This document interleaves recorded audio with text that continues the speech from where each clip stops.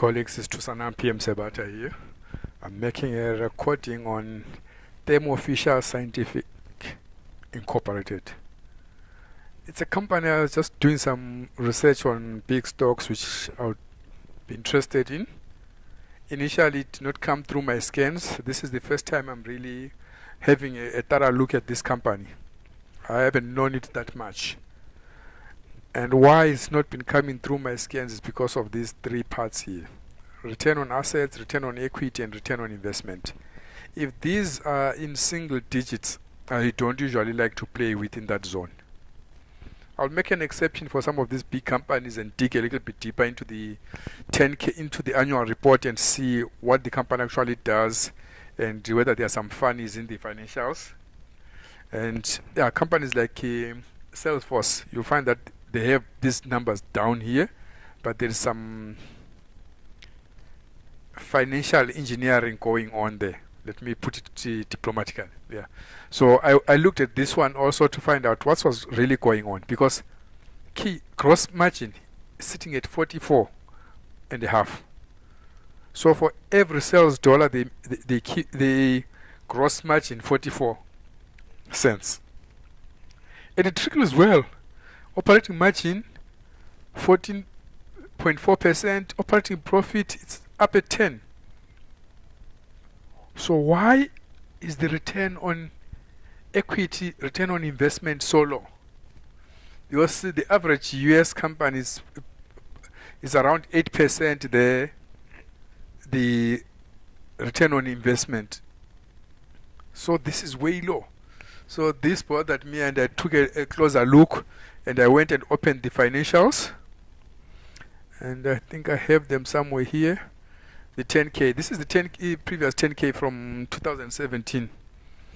I did not use up-to-date quarterly information. And key, what I rushed to is the business part. What does the business actually do? In summary, what these guys do is they're just like a lab.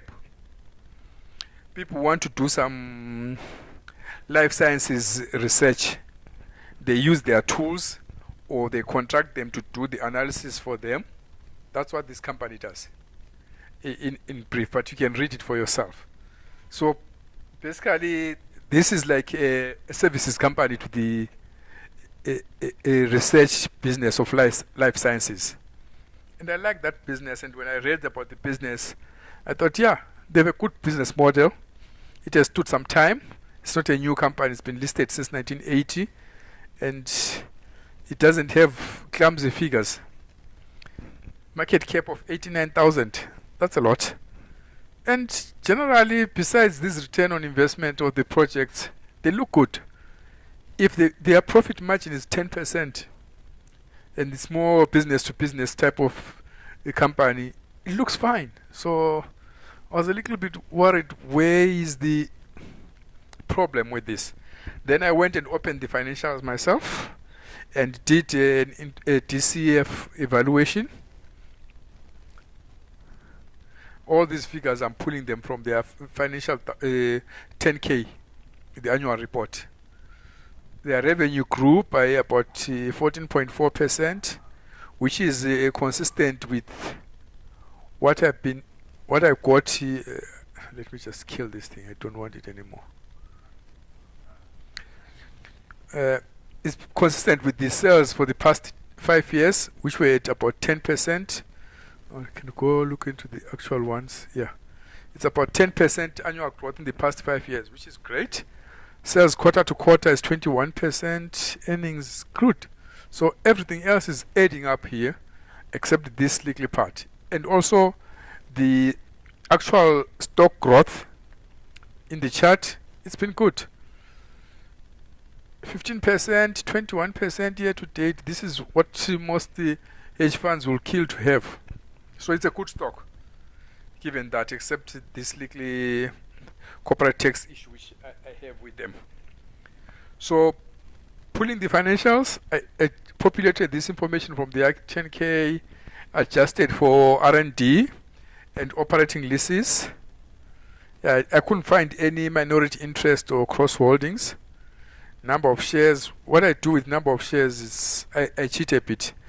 I go into the current financials like there. I'll put the current price. Then to get the number of shares, I'll divide the market cap by the current price. So what I did there, you'll see that this is the market cap in billion. I multiplied by 1,000 to get to convert it from billions to millions. Then I divide by the actual stock price.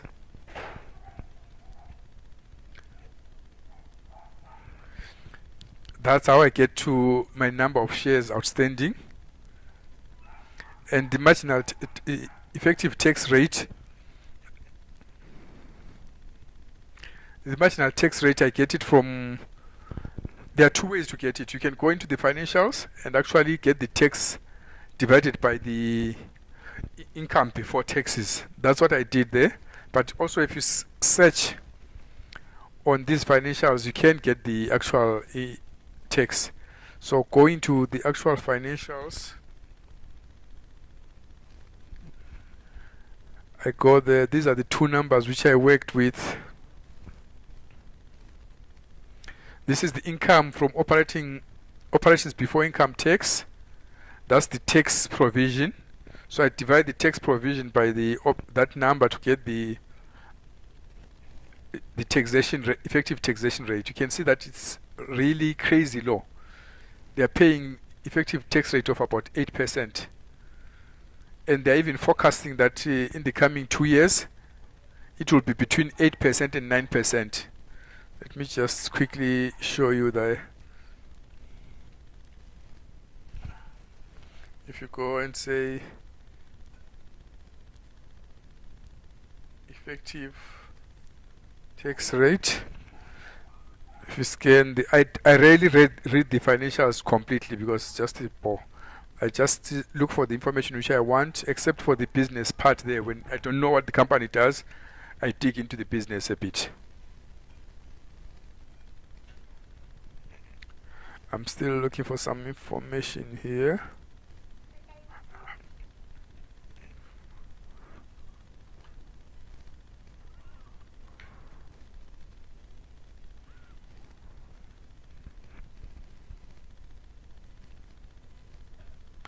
Here we are. It says the company expects its effective tax rate in 2018 will be between 6% and 9% based on current financials.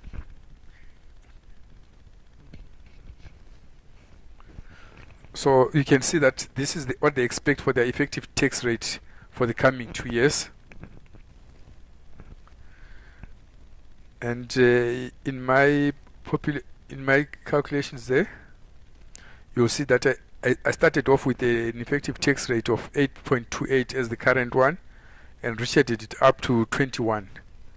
I don't see them ever going to 21, but yeah, that's what I did because they have some tax benefits which they get to bring this number down. And on growth rate, they were sitting at 14%. I did not change that for the current year. That's where I started with, but I'll temper it after 5 years downwards. The earnings before tax rate, the calculated one, after making those adjustments for R&D and operating leases, I come with 15.3%. In these summarized financials from FinViz, they are saying their operating margin is about 14.4. So it's close enough, and this one is not adjusted. So I'm comfortable with that figure. These are the figures where I make my own decisions here. And yeah, the risk rate is what it is. The initial cost of capital, I did not have a credit rating for them, so I used a synthetic calculation. This is just an interest coverage ratio. If the interest coverage ratio is that, then I look into this table and I estimate what their credit rating would be. And I use that information in the calculation of the cost of capital. And also this is their split of their revenue, where they get it from. It's 10 billion from the US, 2 billion from China, and 8.6 billion from the rest of the world. Proportionally, I get that figure there. And yeah, when we come to, and I try to convert their book value debt to market values, and I get a cost of capital of 8.51. That's why I was worried about this return on equity of 6.4, way less than their cost of capital. But that being what it is, like when I did my evaluation, I did some discretions here underneath here. One can always freeze the video to have a good look at what I was doing there.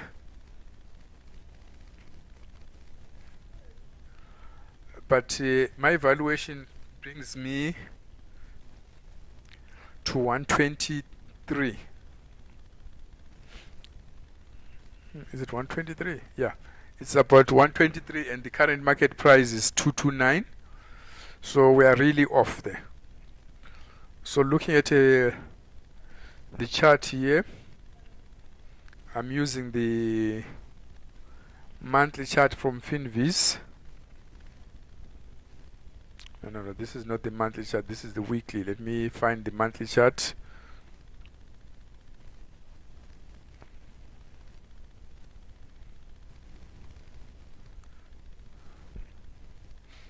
Using the monthly chart,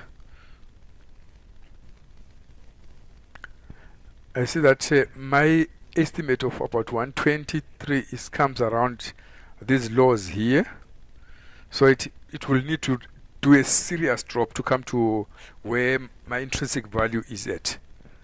But also looking from a technical perspective, I know there is some divergence there. I'll show it just now to this level. So I expect, if there's divergence, I expect this first drop to come somewhere here. If this becomes an A wave in Elliott, it will come there, then bounce a bit, then C wave should come around this point of 140. So technically I'm expecting it to come just below 150 and the 120 zone there. That's where I expect the price to eventually come. My intrinsic value is at about 123. Technically the biggest support, next biggest support is about 140. So this 120, 140 zone, that's where I'm seeing TMO coming to. Just to go to this chart here. This chart, what it has is my 123 is somewhere here. And the figure which I really think will be support will be this 140 here. So it's this region here, 140 to 120 there. Just at the values at beginning of 2017, going to back 2016. Relative strength is not showing us much, but since this big move up there, it has been underperforming the market. So, and also now we have shown divergence. The price is going up, RSI is going down, MACD is flat. So definitely there is divergence here, and I expect it to come and clear this 200 point. There is a small beep around 170, but the major support I think will come at 140 zone there. That's where I expect it to go. So that's my analysis on TMO. I expect TMO to come down, and I'm looking at intrinsic value and technical value at around 120 to 140 zone. Currently it's sitting at what's this? It's at 229, or call it 230. So I expect a drop from 230 to 130. Let's call it 230 to 130, which is about 100 points. So if I say 100 divided by the 230, I'm expecting a major move of about 43% down. So given this scenario, I'll be definitely shorting TMO, expecting to come down to somewhere in the 140, 120 zone. That's my analysis on TMO. And yeah, that's how I'll conclude this one. Thank you a lot. It's 2:09 p.m. Sebata. Bye-bye.